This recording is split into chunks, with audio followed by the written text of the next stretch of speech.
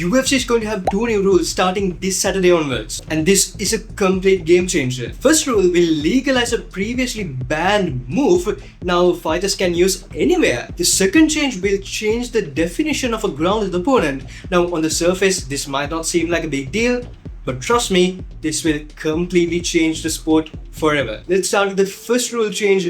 12 to 6 elbows are now legal. I mean, you could obviously elbow people in the UFC, but you couldn't elbow people via a downward linear movement, which is a really weird specific thing that makes no sense. And in case you're wondering why was it banned in the first place, let me just say the athletic commissions love to do weird things back in the day, and this was a completely baseless banning. There is no actual credible evidence behind it. Because you can't convince me head kicking people into oblivion is less dangerous than a 12-6 elbow. Come on guys. However, moving forward this is not the case. Now fighters can 12-6 elbow their opponents while on the ground and while on the feet. Now obviously, if you know you know, this is a controversial move because this is the reason for Jon Jones' only official loss in his record book. Official loss of course, Dominic exists. And this happened back in 2009 during the Ultimate Fighter finale when Jon Jones was literally beating the fuck out of Matt Hammer, but while Jon Jones was on top of Matt Hammer, he landed a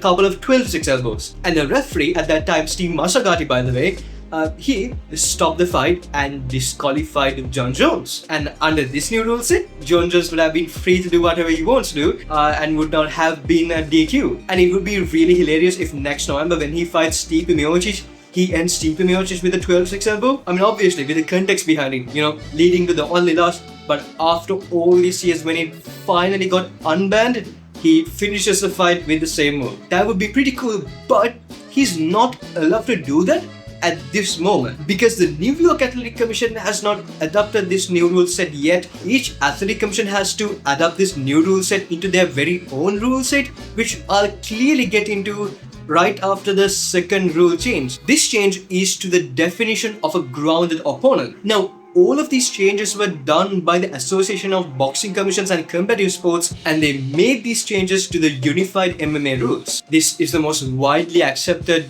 rule set for MMA and the same rule set which every single athletic commission is inspired from. And the exact wording for the definition change is this, but in simple terms it just basically means you are no longer considered a grounded opponent if you touch the ground with your hand. With the previous rule set, you would be considered a grounded opponent if you keep touching the canvas. Therefore, if your opponent knee you or kick you in the head, that will be illegal. And this is something we have seen a lot of fighters exploit. Basically, they'll attempt a sloppy takedown, but they'll fail it. And when they're trying to get up or get out of a sketchy position, they'll just place their hand on the ground. Therefore, the striking heavy opponent or the person who's trying to not get taken down can't land his or her knees or kick the person in the head. I mean, this exploit is so widespread, we literally see this at least once every single fight card. And under this new rule set, this is no longer possible because just because you're touching the ground, you will not be considered a grounded opponent. Therefore, the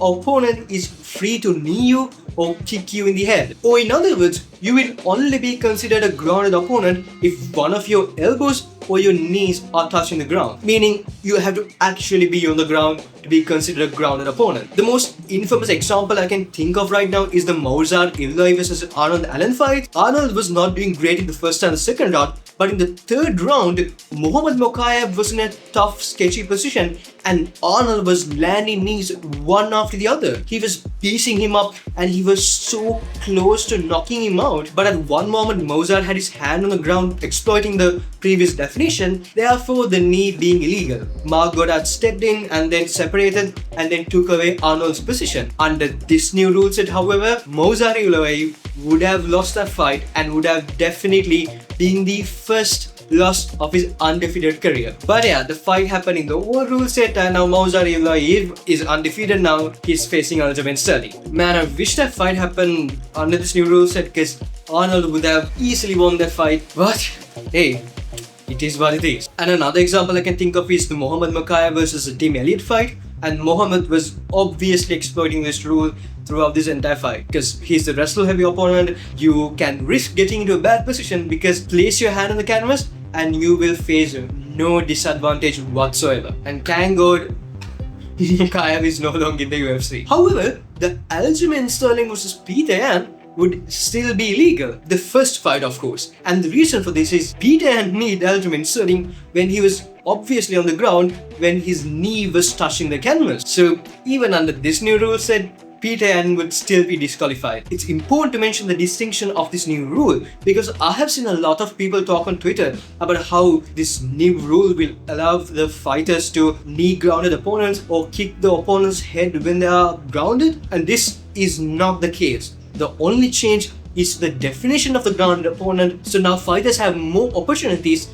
to strike their opponents while they are in a sketchy position. If you are grounded under this new definition, you are still not allowed to knee or kick them in the head. Those are two welcome changes in my books, but I would be more happy if the Athletic Commission allowed kicks and knees to grounded opponents as a whole. Go full on Pride FC rules. Okay, maybe not soccer kicks to the head, but knees to grounded opponents, and I'll be more happy. Anyways, I don't see a future in that happening, so I'm glad at least we got this out of the way. That being said, I mentioned earlier how Jon Jones is not allowed to use any of these new rules yet, and the reason for that is even though ABC made these rule changes, each athletic commission has to reflect that in their own rule set. Or in other words, each athletic commission also has to allow these new rules. The UFC Fight Night that takes in Canada, Edmonton this weekend was allowed to have these new rules by the athletic commission that oversees it. And Jon Jones vs Stipe Miocic is happening in Madison Square Garden in New York,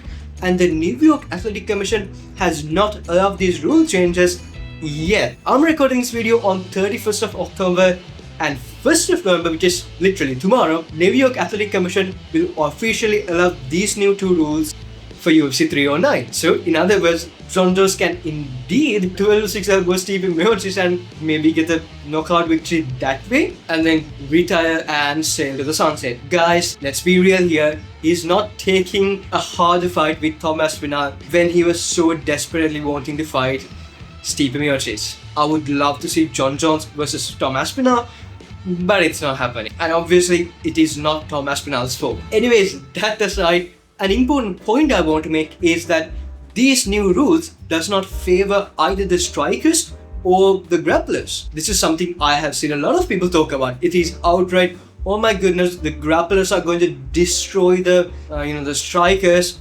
after this new rule changed because now they can 12-6 elbow people. I have seen people saying, oh my goodness, the sloppy wrestlers, the Dagestani are going to have a hard time now since the strikers can, knee the wrestlers in sketchy positions. But this is not the case at all. These new rule changes favor both the strikers and the grapplers equally. 12-6 elbow can be used by striking heavy fighters while on the feet and while on the ground whenever they want to. And the same 12-6 elbow can be used by grapplers when they are on the top position and then landing ground and pound on the opponent. While they're landing their left hooks and a cheeky elbow, land a 12-6. So the 12-6 rule favors both the strikers and the grapplers equally. The second rule, however, is a bit sketchy because on the surface, obviously the guy who's at that disadvantage is the one who's attempting the takedown, right? But in reality, this does not necessarily favor the striker, but the fighter with the better takedown defense. Even if you're a wrestler or a beach guy, you have the better takedown defense, this is going to favor you. This rule change will force fighters to attempt quality takedowns rather than the quantity of takedowns. Because you cannot be sloppy, because unlike the back in the days, if you get sloppy now, you have a lot of disadvantages coming your way. You are at risk, and to mitigate that risk, the only thing you have to do is attempt actual quality takedowns. So this will favor the fighter with the better takedown defense and put fighters with sloppy takedowns at a disadvantage. Or in other words, both of these rules equally affect strikers and the grapplers. Now, realistically speaking, I do not see a huge difference happening in this Saturday fight night back in Canada, because these changes slowly start creeping in and they have anyways been training for months in their fight camp. Though it's important to mention these changes were announced like months ahead, so maybe they have incorporated those changes to their fighting camp. However, I do not see any big difference in this fight night, but I'm really confident we'll slowly start seeing it bit by bit, and at one point, one fighter is going to have a highlight reel knockout, and from that point onwards, everybody will start using it. And I can't wait for it, because you don't realize how badly I want to see a sloppy wrestler getting knocked the out by a knee. Trust me, I badly want to say it. And if you enjoy this video, can I please ask you to consider liking the video and then subscribing? Because then YouTube pushes this video out for more people. And when you subscribe, YouTube will recommend my future videos to you. And anyways, check out this video. Signing out, my name is Kusal, and I'll see you in a couple of days with a brand new video.